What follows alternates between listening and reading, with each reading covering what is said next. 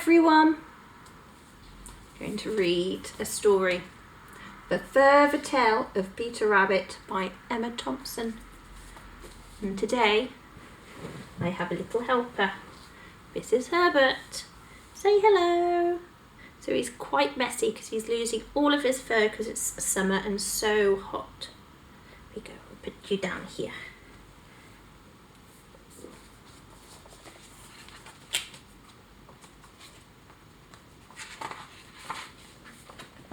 It's a beautifully illustrated book.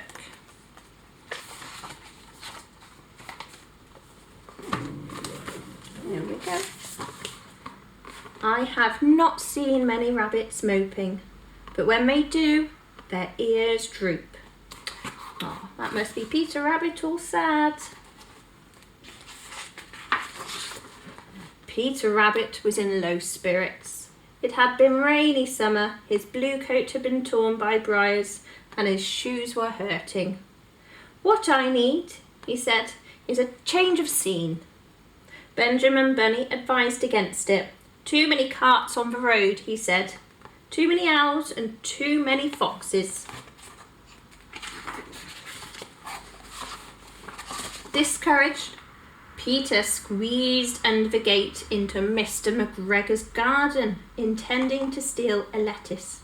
Naughty rabbit. What should he find by the greenhouse but an interesting basket smelling of onions? He opened it and climbed in. Inside, wrapped in brown paper, were some excellent sandwiches of cheese and pickle. He ate them all. It was cosy in the basket, so he fell asleep. Blimey, look at his big belly full of food. Yum.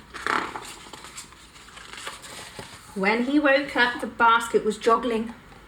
Fearfully, Peter lifted the lid and peeked out. Look, there he is, peeking out. The basket was in a cart, and the cart was on the open road. Badly frightened and with no idea of what to do, Peter shot under the neatly folded blanket on the bottom. Look at his bottom. The joggling went on for a very, very, very long time. Look. Cart driving all the way. When it stopped, someone lifted the lid of the basket. "Who's eaten our picnic?" screeched Mrs. McGregor, twitching away the blanket. "Thief!" she screamed. Peter bolted just in time. Oh, phew. He ran until he could run no more, panting at the foot of a tall pine tree. He looked about. A stream ran clear over mossy green stones, harebells bobbing at the rim. The call of a buzzard made him look up in fright to see purple hills. Peter, who had a sore paw from running, limped out and stared. He had left his shoes in the basket. Oh dear, silly old Peter Rabbit.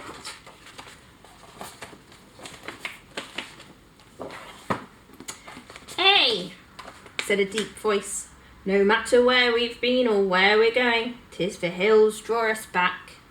Peter turned to see a huge black rabbit in a kilt, a dagger thrust into the top of his laced-up boots.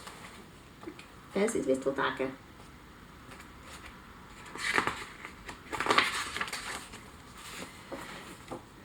"You'll be Peter Rabbit," said the giant. Peter nodded.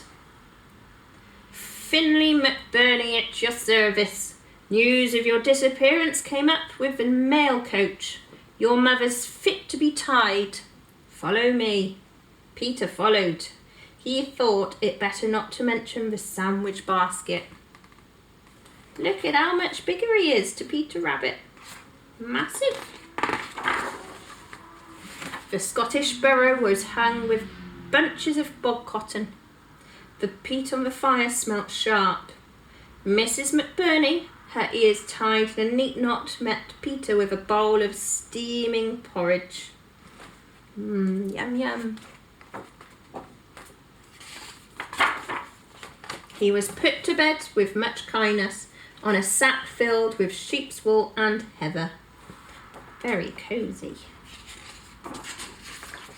When he woke, Mrs. McBurney had made potato scones for his breakfast. "Hurry now, dearie," she said. "Today's the big day. Finley's defending his title." "Oh, good," said Peter Rabbit, not wishing to appear ignorant, even though he had no idea what defending his title meant. In a clearing not far from the burrow, rabbits from all the different clans were gathering. At last, Finley appeared holding up a great golden cup. "I challenge all newcomers," he bellowed. Peter thought it was very exciting.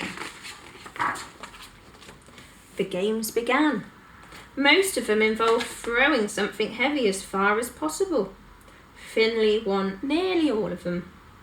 Quite soon, Peter thought it very boring.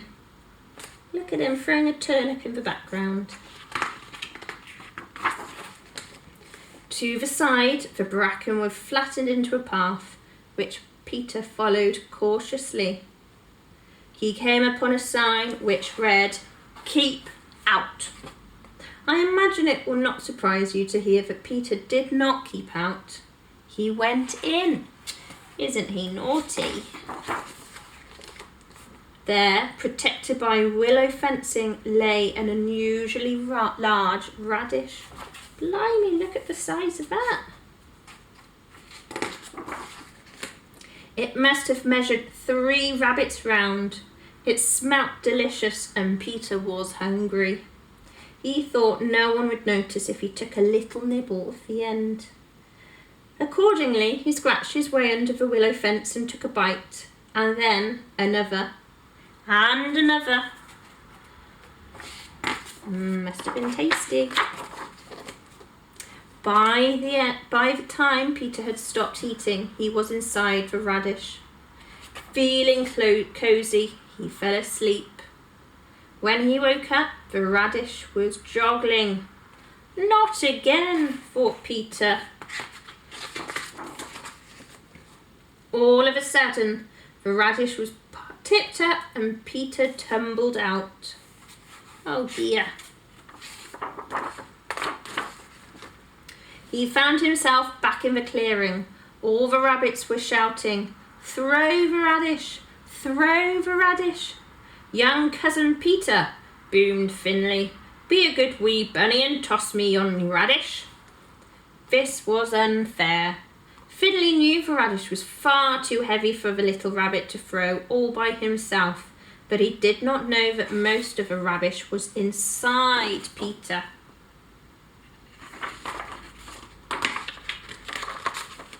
Peter picked the radish up by its top knot. Everyone laughed at him.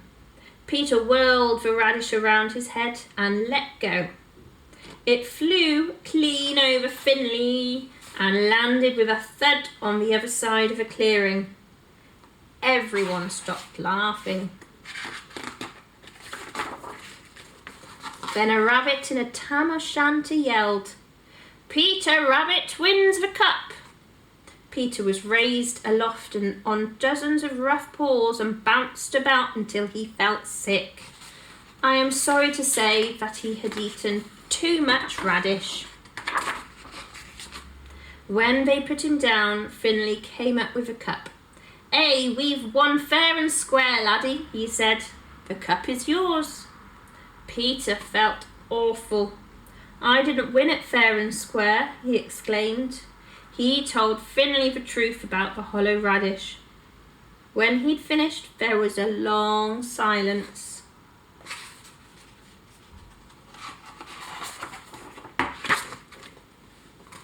Finally, Finley threw back his ears and roared with laughter.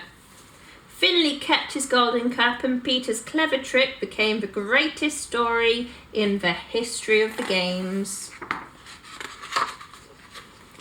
They all feasted on young turnips and the remains of the radish. Everyone was very cheerful, but Peter was homesick. Poor Peter.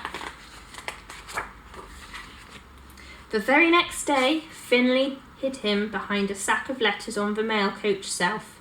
Mrs. McBurney had mended his blue jacket and given him a fat little haggis for his mother. "Haste ye back, ye cousin Peter," said Finlay. Then he coughed and turned away. Something seemed to have gotten into his eye. Peter thought it was a midge.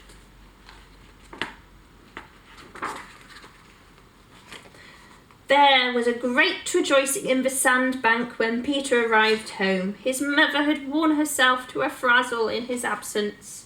She did not mention the shoes. Big cuddles from Mum.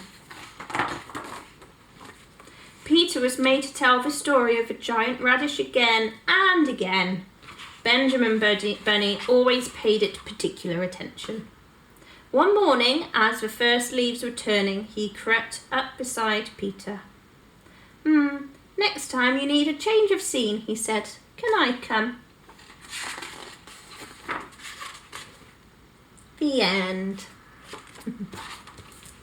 Well, I hope you enjoyed. Goodbye.